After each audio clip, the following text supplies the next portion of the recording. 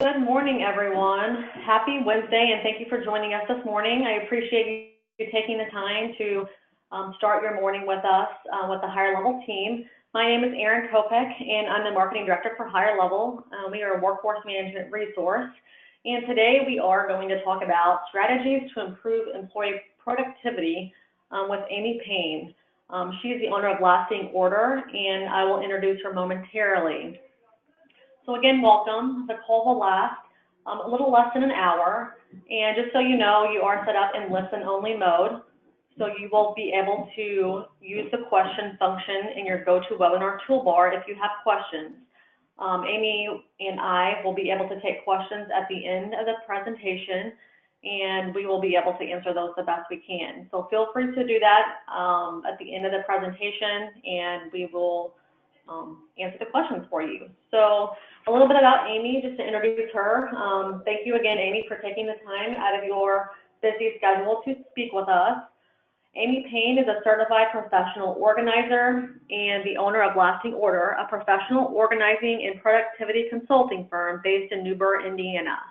Amy and her team work with individuals and businesses to clear out the clutter and create systems of organization, both physically and digitally. Amy's passion is helping people reach their full potential through maximum productivity and functional organization. Amy, I know organization in the workplace and employee productivity is always a hot topic, so I appreciate you joining us and look forward to learning with you today. I pass it off to you. Okay, thank you so much for having me today, Erin, and the rest of the Higher Level team, and welcome everyone to the webinar. So obviously you are attending this webinar because you're somewhat interested in productivity, or maybe you have a challenging employee that you're dealing with and you need some help, some strategies on how to get better performance out of your employees, or maybe even out of yourself. So our objective today, we're going to learn how employee productivity impacts your business, learn how to recognize a disorganized employee. I'm sure many of you are well versed at recognizing a disorganized employee. We're going to understand some tools and strategies for improving productivity in the workplace, and then figure out how to know when you need to seek outside help. So disorganization can be very costly. There was a study done in 2010, and they surveyed 777 full and part-time U.S. professionals. And what they found is that 66% of office workers spend up to 30 minutes of time during a typical work week looking for things that they misplaced around their office. This is a major contributing factor for lost time in the office. Imagine 30 minutes per person per week added up over the course of a year, and that is a significant loss in productivity. 80% of professionals agree that someone who is disorganized hurts the productivity of the whole office. I think we all recognize this as well. When you see one person who's disorganized, it just brings everybody down. 87% of office workers say that when their workspace is disorganized, they feel that they're less productive than when their workspace is organized. There are many different things that we work with our business clients as far as productivity and organizing.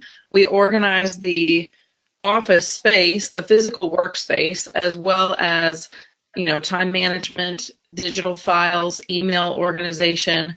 All of those different factors all of those different things factor into productivity and organization. But if 87% of people say that when their physical workspace is disorganized, they feel that they're less productive, that's something that we need to pay attention to. And then 86% of professionals agree that having a disorganized workspace is unprofessional. So there's not only does it decrease productivity, but then it causes problems among employees when they're seeing the unprofessionalism of their coworkers. Before and after of an office. This is a stack of papers from actually one of our clients that we worked with, and this is what the left side of the before is what their desk looked like before working with us. As you can imagine, it would be very, very difficult to find what you're looking for. I could imagine it would take at least 30 minutes to find the exact piece of paper that you're looking for. There's a quote from Barbara Hemhill. She is a famous professional organizer and productivity consultant. She said, "Clutter is postponed decisions." Clutter is postponed decisions. So typically what happens is you get a piece of paper, you're not quite sure what to do with it, you don't really want to take the time or energy to think about it, so you set it down. The next piece of paper comes, same scenario. You're not sure what to do, you set it down. And then those papers go off and make clutter babies, and it ends up being this giant pile of paper that now has become this mountain that just seems overwhelming. The number one word people use when they call a professional organizer or productivity consultant is overwhelmed. They're overwhelmed. The picture on the left, the before, makes me feel overwhelmed. And the picture on the right, the after, the word that people use to describe after they get organized is freedom. Now they're free. They're able to concentrate. They're able to take care of things that they need to take care of. And they're free to be creative and have a little bit of margin in their lives and in their work schedule. So how can you recognize, other than a giant mountain of paper on someone's desk, how can you recognize a disorganized employee? Some signs of disorganization include a giant to-do list where they look busy, they're constantly running around, constantly busy, constantly doing something or doing everything, but yet they're not meeting their goals. They're not meeting deadlines, they're struggling. What about people who struggle to find paper or information when it's needed? You say, "Hey, do you have that report?" And they're like, "Yeah, give me a second," and it takes 30 minutes, an hour, 10 minutes even. It takes way too long to find that piece of paper, that report, that information when needed. And again, this could be paper or digital information. What about people who are constantly running late? They're running late to work, they're running late to meetings, maybe they miss meetings altogether. They struggle with their calendar, with time management, trying to figure out how to get where they need to be in a prepared, planned manner to where they can actually show up and be productive in a meeting. And then someone who is the weak link in the chain, someone who's generally unreliable and undependable. These are all signs that there's a problem. These are signs that this person struggles with disorganization and that they need some additional help. So benefits of getting organized, everybody loves to be organized. It's the process of getting organized that people don't always love. But when you're organized, you can save time. Obviously, you're not wasting time looking for things. You're saving money. You're not purchasing duplicates. Oh, I know I have a stapler around here somewhere, but I'm not sure where, so I'm just going to go order another one online. Mental health improvement. Again, it just makes you feel free, makes you feel better when you're organized. Things are clear and clean and you can focus. So it helps you define your focus. It brings clarity.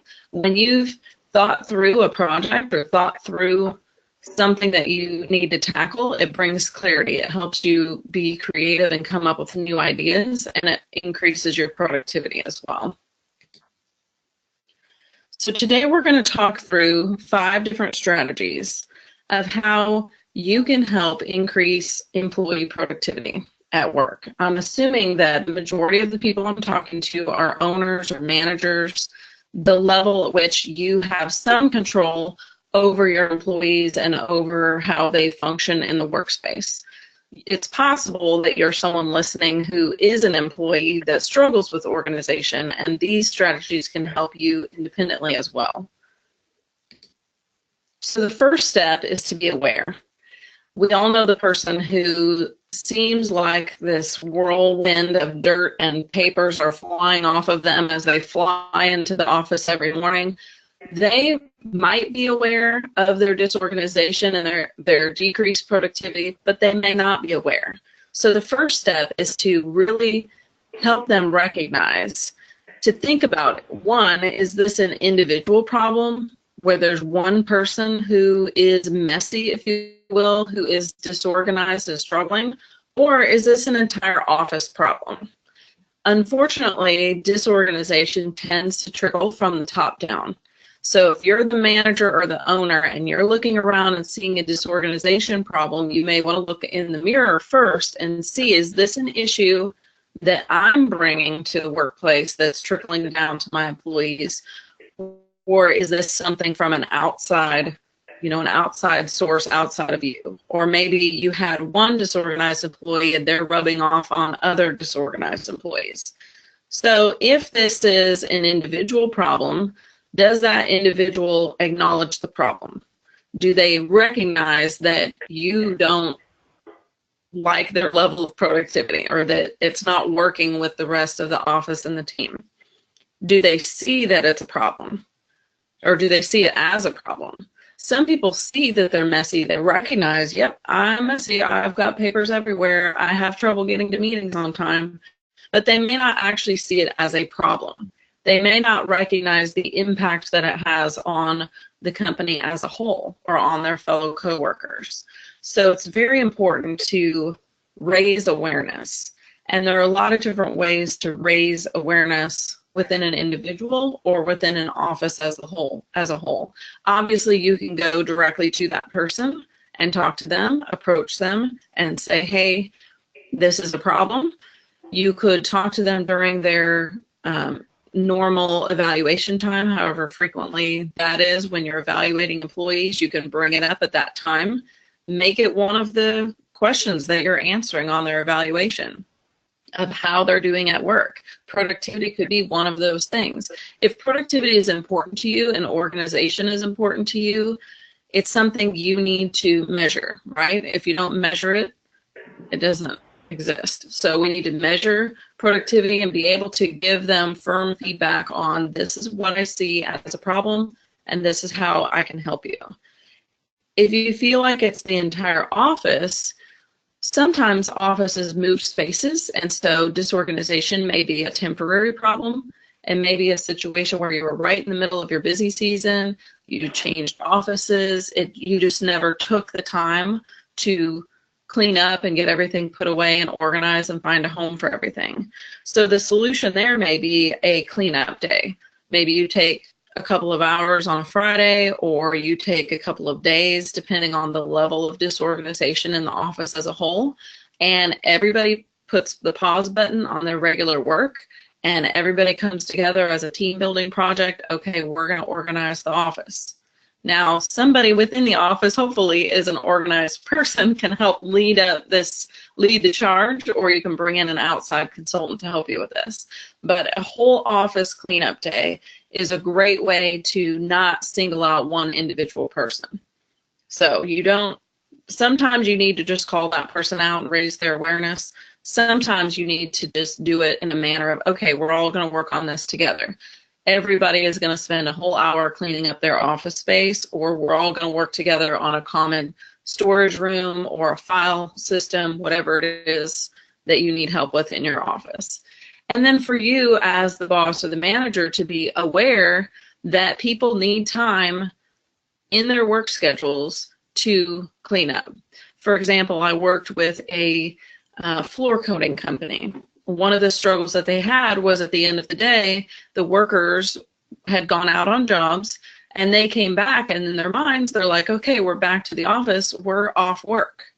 And instead, they had to build in an awareness that at the end of the workday, you need to take 15 minutes to clean out your truck, get your supplies put away, and get things prepped for the next day. That's an organization tool. And without them bringing awareness to the employees that this is what we expect, it was never going to happen. They just pulled the truck into the shop and took off. So again, raising awareness and concentrating on it as a whole office. One technique I use with individuals is, if you fell off of the planet, what would happen? If you had a medical emergency, if you got hit by a truck, if you fell off the planet some way, shape, or form, what happens to your job? What happens to your workspace? Could someone else walk in and fill your shoes? If the answer is no, then that's a problem. Now, you don't have to expect that someone's going to be able to walk in and do everything exactly the way that you currently do it. But if your strategy is, I have a mountain of paper, but I know where every piece of paper is. That's wonderful until you have an emergency or you have a reason why suddenly you're not coming into the office. And then everyone else is stuck with hours of digging through piles of paper to try to figure out where that piece of paper was. So having the information in your brain is not necessarily being organized. Being able to locate a piece of paper in a giant mountain of paper is not necessarily being organized. If it works for you, that's good that it works for you, but still you could have a higher level of organization. And that's really the key, is everyone can do better. Everyone could improve. Even people who say, oh, well, I was born organized. My clothes are color-coded and everything is perfectly organized in my life. I'm sure there's at least one area of their lives that could be improved with a little bit more organization, or even a little documentation of that organization so that everyone else can learn from that and grow as well. So think in terms of, if you fell off of the planet or if you had to train your replacement, what strategies, what organization do you need to put into place so that you're ready in that situation? The second strategy is education. So once someone's aware that it's a problem, once they're aware that they are disorganized, or they're aware that the organization standards are not up to the preferred standard, then you may need to educate them. Don't assume that everyone knows how to be organized. I think people who are born organized or who have more of a natural organization tendency tend to think that everyone else should be too. You hear that all the time. Well, you should be able to do this on your own. You should be able to handle this. You should color code your stuff. Well, there's a lot of different personality types. There's a lot of different strengths and weaknesses. That's what makes us great as a team. But the fact that one person struggles with organization doesn't mean they're a less valued member of the team. They may need some actual training, some actual education in what being organized looks like. You would be surprised, in my business, we go into different homes and offices and help people get organized, and sometimes it's the most simple tip that we could ever think of, and we almost didn't say it because it just seems so obvious, so common sense. We say it and it's like a light bulb just went off. Oh my goodness, I never would have thought of that. Wow, this is amazing. And we're looking at them like, wow, this is normal. Like, this is our regular life. This is the way we do things. But for them, it was just such a light bulb moment because they had never thought of that before. Their brain doesn't work that way, or they had never heard that tip before. So education is key. Really helping people understand what is the level of acceptable clutter. It can be different for different people, what they personally feel is acceptable, but what is acceptable for the company? What are the expectations? Does your desk need to be cleared off at the end of the day every Friday? Does the top of your desk need to be cleared off every night? What needs to happen with, files? How often do they need to be filed away? Papers put away, things organized. What about time management? What needs to happen in each of these areas? And they need to understand what the expectations are, but then not only what the expectations are, if they don't know how to get from point A to point B, they need to be taught. You can't expect someone to naturally just poof, it's organized if their brain doesn't work that way, they don't think that way naturally, or maybe no one ever taught them how to organize in that way. So keep in mind, each person struggles in different areas. One person may have a struggle with organization. One person may have a struggle in a different area. So we all have struggles. Just because someone is disorganized or is causing a productivity issue in the office doesn't mean they're not a valuable member of the team. Some of the areas that we educate our clients in is email management. So how many emails are in your inbox? How many of those emails are unread emails? You're looking at a mailbox here, a picture of a mailbox with a bunch of mail stuffed in it. When you think of your email inbox as a true mailbox, you treat it a little bit differently. At your house or at the office, you don't go to the mailbox, pull all the mail out, open the mail, and then walk back to the mailbox and stuff it back in, right? That would be absolutely ridiculous, and I'm pretty sure the Postal Service would have an issue with that. But we do the same thing in our emails, right? We open the email and we leave it there. We leave it in the inbox. So you need a system of managing your email. What is happening with the email when it comes in? And I'm not necessarily talking about setting up rules in your inbox. You can do that too. You can have things automatically file into certain folders. But I'm talking about, in general, the postponed decision problem. When you postpone a decision on what to do with the email that came in, it sits there and it piles up, just like papers pile up on your desk, just like mail piles up in your inbox. It piles up. And then in order to find that email, you're having to search, you're having to scroll, you're having to sort by sender, whatever you're having to do to find that email, and it wastes a lot of time. Instead, right when the emails come in, first of all, I tell people don't check email 18,000 times a day, because if you check your email 18,000 times a day, you're pretty much not getting anything else done. So I recommend you turn off notifications on your email so that you can concentrate on whatever work you're working on at the time. And then you designate certain times of the day. Maybe you check your email when you first get to the office, you check it right before lunch, right after lunch, and before the end of the day.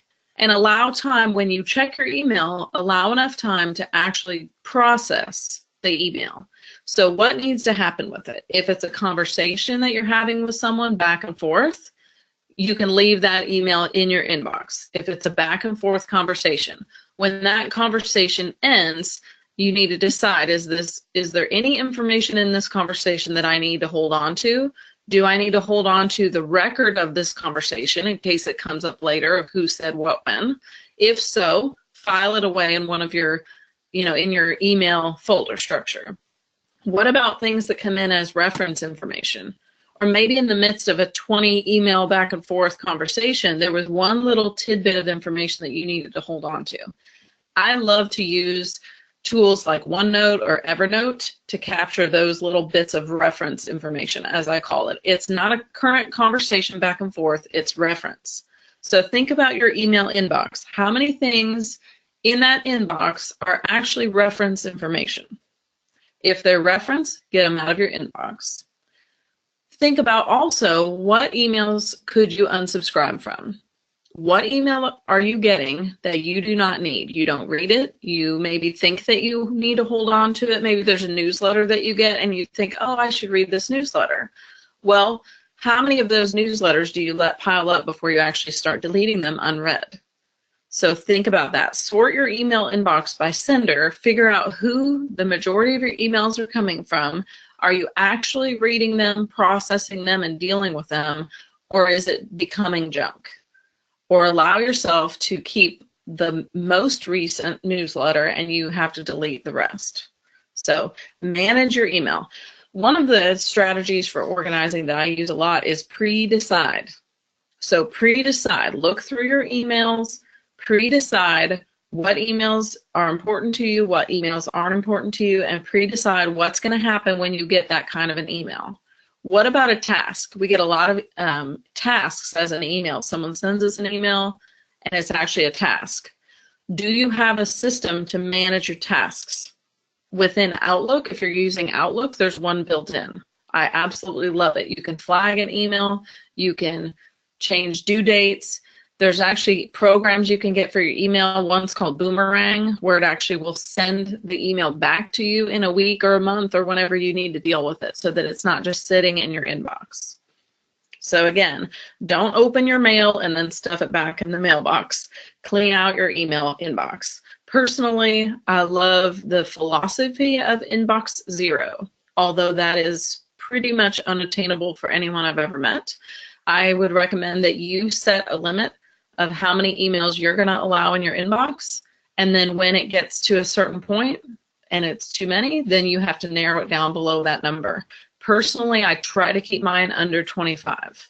That can be difficult at times. Sometimes I get up closer to 50. but I deal with it, I clean it out and get it back down under 25. The next training issue that we deal with a lot of our clients, education, would be time management. Everybody has the same amount of time in a day, right? So technically you cannot manage time itself, but you can manage what you do with your time. You can block time for important tasks. So let's say you have a report that you have to do every month, and in your mind it's this massive looming task that's going to take you, 3 hours to do. What if you blocked and made made an appointment with yourself for those 3 hours so that you can concentrate again, get rid of distractions and concentrate, and you blocked 3 hours to get that report done. Now, in some businesses, that's totally unrealistic. There's lots of interruptions, and you need to think about the kind of business that you have. Some business cultures have created an environment where there's a lot of interruptions that are really unnecessary. Other cultures, there's really nothing you can do about the interruptions, the client calls, the things like that. You can't necessarily ignore things while you work on a project. So that's something within your company that you've got to work on, and something that a consultant could strategize with you on, figuring out how can you simplify, how can you create some margin in people's schedules so that they can be creative, and how can you have less meetings. If there's anything I will say to you is less meetings. I can't tell you how many people I work with in a business setting that have meeting after meeting after meeting after meeting, and in every meeting there's follow-up that needs to be done. In every meeting they're getting assigned more work to do, and the problem is they're going to meetings all day. There's never time to actually do their work. So think about, are there other ways you can disseminate information, other ways you can brainstorm with people other than gathering everyone together in a room? That's probably the number one productivity killer in an office, is wasted meetings. Meetings when they've invited 24 people when they really could have done with 3 or 4. So think about who's getting invited to meetings, who actually needs to be there, and is there another way that you could strategize together without actually all sitting in a meeting together? Because we don't want to waste people's time at work. We want to give them time to get their work done, and then time to have margin in their schedules so that they can actually think outside the box and actually help the company improve and grow and get better. Paper and information management. We've talked a little bit about the pile of paper on the desk. So people naturally tend to be either a piler or a filer. Okay, you may be a filer and you just can't understand why people would pile stuff on a desk. Personally, even as a professional organizer, I tend to be a piler. So I get it. I understand the tendency to just lay things down. So one thing with managing paper in piles, if you're a piler, you can train yourself to be a filer and fight against it the rest of your life, or you can get better at making piles. I chose to get better at making piles. So one of the things that I do with my piles is I make sure that each topic is in a file folder labeled. Even if it's something I'm never going to actually file away, it's notes or information for a project that I'm working on. It's like putting stuff in your closet into a container. You've contained it together in a file folder so that you can easily grab all of the information for that particular project, all the research for that particular project. Just like on your computer, you don't want to just have a desktop with 8,000 different icons for all these different documents and things that you're working on. You want to contain it inside of a folder so that when you go to Project X, you can open the folder and all of your research, all of your documents, and all of your information is right there together. So use folders to help contain things. That way, if you have a pile, maybe your pile is actually 4 or 5 folders worth of information rather than what looks like 100 different papers. It helps in your mind, and it would make it easier if somebody else had to come in and grab that information. Another thing, just like emails coming in, thinking through what happens when paper comes in to my desk. If you're the boss, you may have a problem with everyone just walks into your office and sets paper on your desk. There's nothing more frustrating than that if you are someone who doesn't like piles of paper sitting around. You've got information from or requests from all different people, and they're sticking it all on your desk. So you want to have a distinct action file system. You want to have a distinct inbox, potentially a distinct outbox, kind of like the picture that I showed you earlier, where you've got different projects you're working on might be in a tray system, or you could do it in a hanging file system if you're a filer. But either way, have an action file where when papers come in, stuff that you need to do goes in one spot, stuff that just needs to be filed goes in another spot. If you're the one that pays the bills, I always recommend that the bills to be paid go in one spot. And I will often, in a residential environment and sometimes in a business environment, we'll get a little small hanging file that can sit on the top of the desk, and we'll create to do, to read, to file, to pay. Those are our four main categories. You may have one for scan or one for shred or whatever other ones you need. Without creating an entire file system, it's simply an action file system. So those papers go into a distinct category of this is something I need to do, a bill to pay, something that needs to be filed, something that I need to read. And that way, when you go to pay the bills, you grab one file folder and it's all there. So, and then again, what are you doing with your reference information? Are you scanning it in and capturing it electronically? Are you dropping it into something like Evernote or OneNote? Are you filing it away in a file cabinet? What are you doing with it? Your file cabinet should not be a graveyard for paper. It should be a reference system where you can go to the file cabinet and get back out what you want. I think what happens is people allow their file cabinet to become a graveyard, and therefore they don't want to file anything away because they think that that paper is going to go in there to die. So anything that you're currently working on or reference information, you feel like it has to be out, has to be on your desk, or it has to be immediately at your fingertips, instead of getting put into your file cabinet as a reference that you can quickly go and grab what you need when you need it. The third strategy is self-discipline. This is probably the hardest strategy because it requires self, right? The person who is disorganized has to learn positive habits and routines. So as far as habits and routines go, I'm talking about things like you can have a time-based habit or you could have a trigger-based habit. Your time-based habit are things like, okay, every Friday morning at 8 a.m. I have a meeting with so-and-so. Okay, that's a time-based habit. Another time-based habit would be every Monday at 3 o'clock, I'm going to, clean off the top of my desk. Or if I leave work at 5, at 4:45 every day, I'm going to spend 15 minutes cleaning up my emails and cleaning up the top of my desk and getting prepped for the next day. That's a time-based habit. Those kinds of habits are important. Think about what you need to do every morning when you first get to work. What do you need to do maybe before you leave for lunch, when you get back from lunch, and before you leave at the end of the day? Now, some of you are in businesses where you don't turn off business at 5 o'clock. I get that. I'm an entrepreneur. So I know some of us don't quite have that 8 to 5 schedule. And in that case, you have to have even more self-discipline to put your work away so that you can concentrate on your family or other things that have to happen on the evenings or the weekends. But on the 8 to 5, think about what do you need to do before you leave work on Monday that will prepare you for work on Tuesday morning. Or as an entrepreneur, what do you need to do before bed that will prepare you the next day? I always recommend that you review your to-do list and you review your calendar. And then again, what's the first thing you need to do in the morning?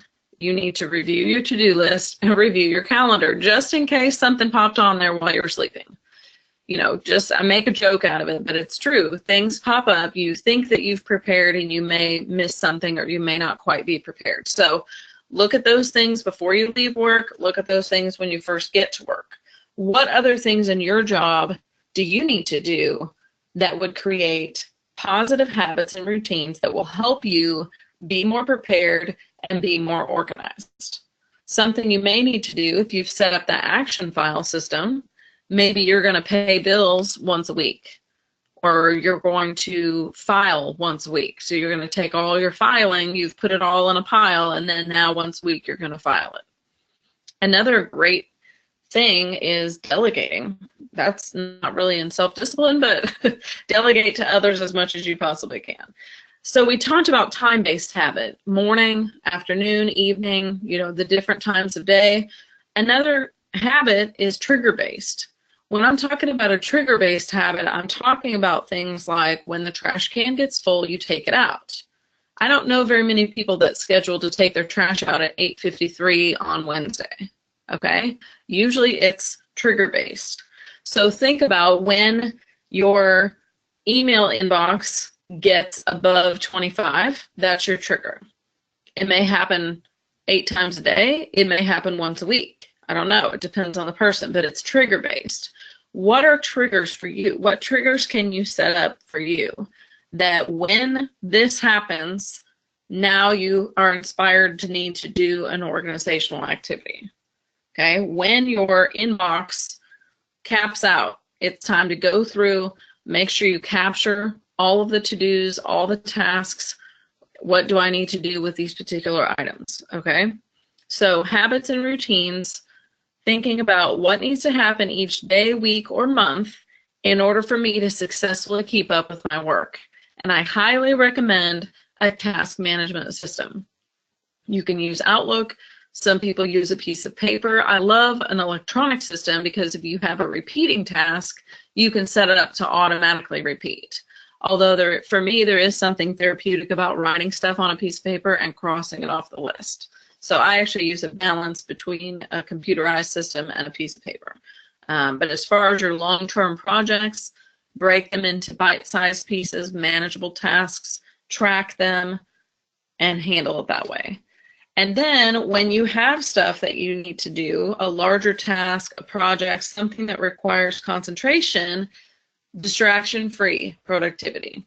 You could get more done in a concentrated 15 minutes than you can in 20 seconds scattered throughout the day. I think we all know that that's the case. If you try to work on a project, 30 seconds here, 30 seconds there, 30 seconds there, 30 seconds there, it's going to take you a whole lot longer than if you just block off the 15 minutes and get it done. Another technique that can really help you is to set a timer. If you know that something's going to take you 15 minutes, set a timer. Then you know by the end of that 15 minutes you need to be done with that particular project. That helps you stay on task. It helps you not to get distracted by the water cooler talk, by the emails coming in, by the person you can hear speaking on the other side of the cubicle divider. Distraction free. Okay, so turn off your notification, close your email program, set a timer, and concentrate. It doesn't have to be a long length of time. It can be 10 minutes at a time, 15 minutes at a time. But if you know you have a task that needs to get done, you just say, I'm not doing anything else until this task is done, and I'm going to set a timer, and I'm going to get it done in a certain amount of time. One other technique as far as setting that timer would be to understand how long does it actually take you to accomplish something, a specific task. So again, you've got that report, you think it's going to take you 3 hours. It seems like this looming large elephant that you can never tackle. It's going to just, I don't want to do it. What happens when you feel like you can't do something? You procrastinate. You find something else. Oh, look, shiny object. But if you knew that report, you think in your mind, oh, it's going to take me all day to get that done. Instead, if you actually time the next time you do it, you may find out it only takes you an hour and a half. When in your mind, it just feels like it's going to take you all day. So I love to time repeated tasks that I have so that I know exactly how long it's actually going to take me. So that instead of thinking, oh, I only have 15 minutes before my next meeting, I don't have time to do anything, so I'm just going to waste time. Instead, you know, ooh, I could get this, or this done because those 3 things all take less than 15 minutes. It really improves your ability to make good decisions about how to spend your time if you know exactly how long it's going to take.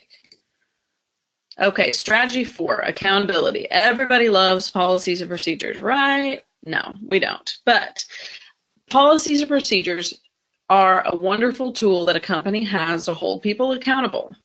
So company-wide, how you can set policies and procedures for how information is to be handled. You can set policy or procedures for workflow of how you need to handle papers when they come in. I'm surprised at how many small businesses I work with that don't have a workflow for, say, an order that comes in or a new client that they've gotten. They don't have a series of steps and who's handling which step in the process. So if you don't have those things laid out, you need to work on your workflow, your procedures of how does a client go from the initial phone call to the completion of the project, step by step, who's handling which thing. That helps you with organization and productivity because now everyone understands who's responsible for which part, and is there a deadline associated with that, and what needs to happen with that piece of paper, and who is putting it in the file folder, and who's responsible for filing it, and who's responsible for putting data in accurately online. Okay, so all of these different processes, how you manage paper, even things like setting a meeting. Maybe you need to put a policy in place of here's, the policy of what the criteria is that's for a meeting versus what the criteria is for an email conversation. Okay, or maybe you have a task management system where you can assign tasks to other people in the company. That cuts down on a dramatic amount of text messages and emails and side conversations across cubicles because you can just put in information, put in tasks, and assign it to someone else. So it cuts down on the number of emails. So have company-wide procedures for how you're staying organized. If the requirement is that on Friday at 5 your desk is clean, then put a policy in place, and then you have an actionable accountability for that employee that struggles to get their desk cleaned off on Friday. Now, if this is an individual issue where you're struggling in a particular area of organization, maybe you individually need to find another person at work to hold you accountable. And then you're holding them accountable for a different thing or maybe the same thing. So pick someone who struggles with the same or similar organization issue that you do, and maybe you need to meet for lunch once a week or coffee once a week and touch base on your goals. This is another way that you can handle moving yourself forward in this process.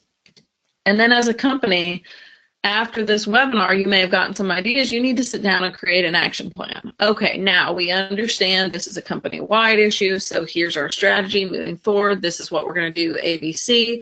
We're going to put this policy in place, or we're going to hold a training session, and this is the topic that we feel like we need to cover.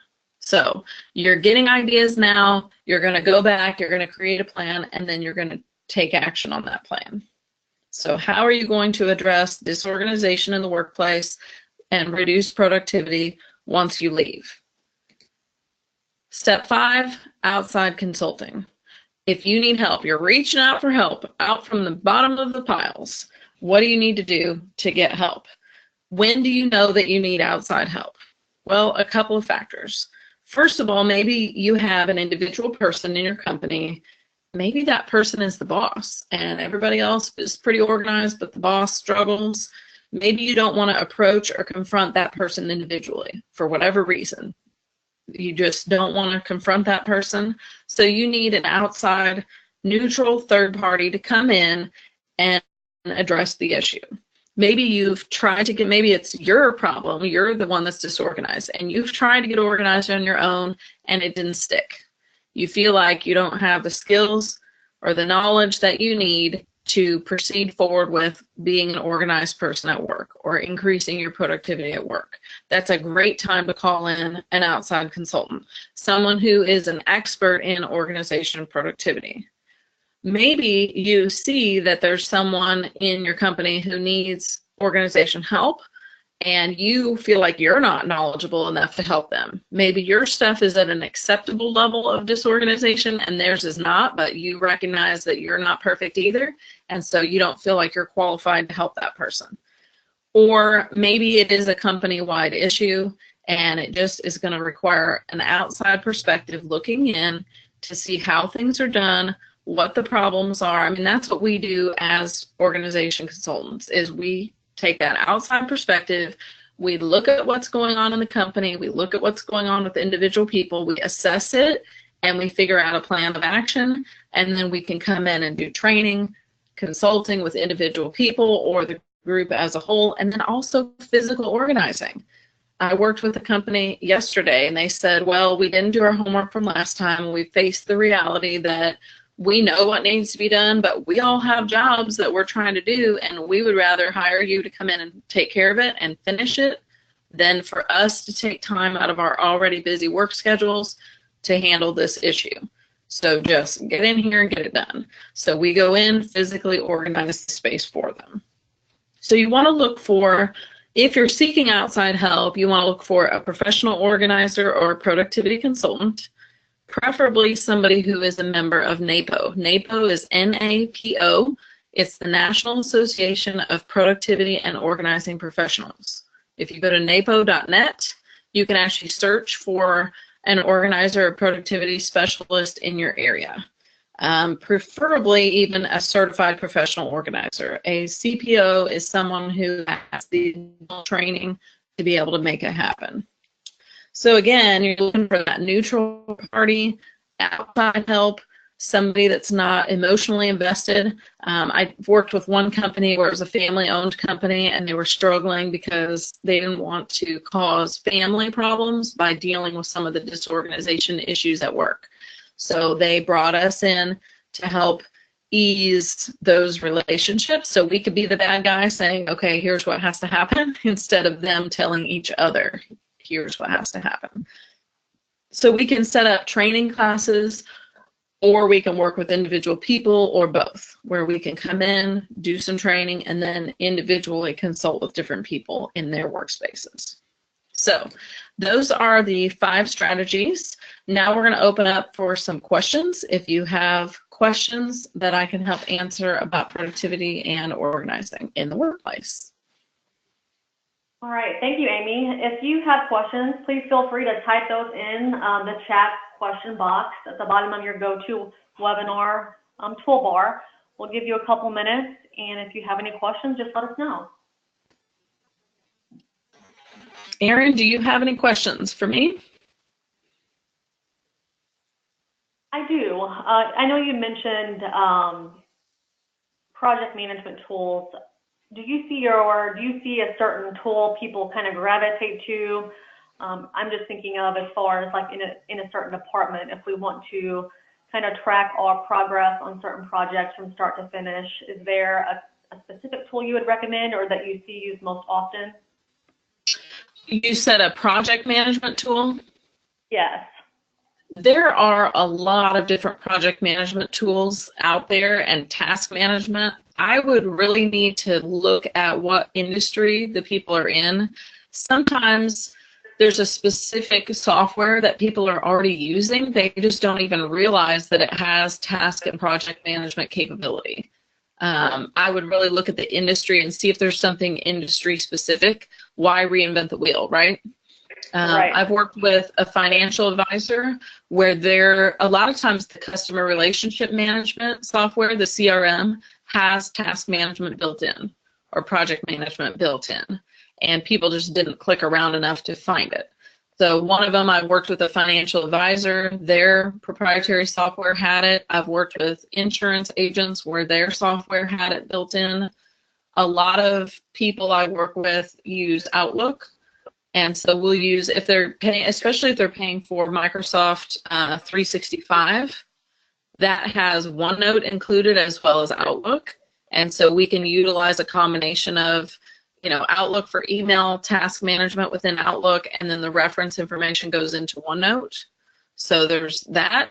You can utilize the software that I personally use and that I recommend to a lot of entrepreneurs that don't have an industry-specific software. It's called Insightly.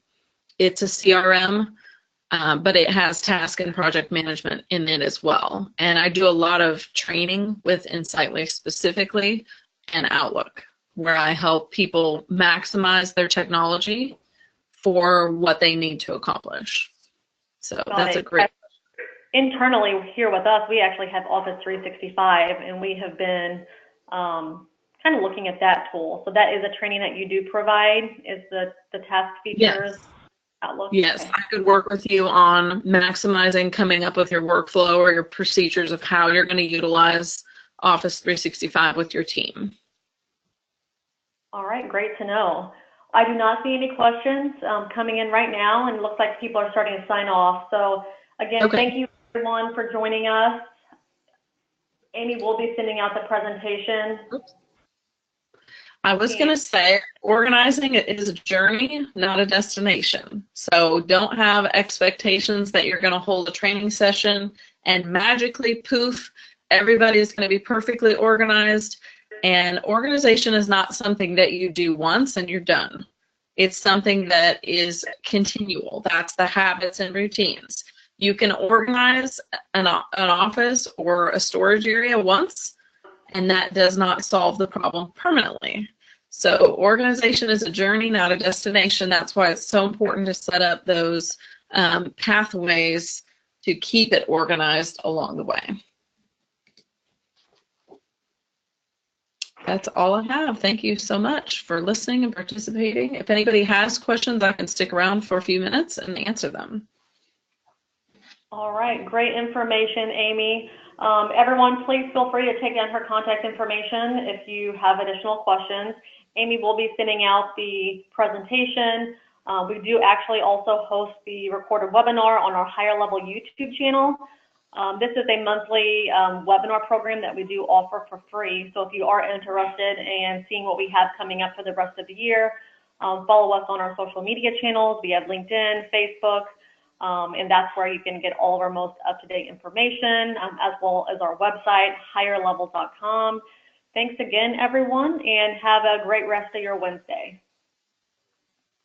Thank you, Erin.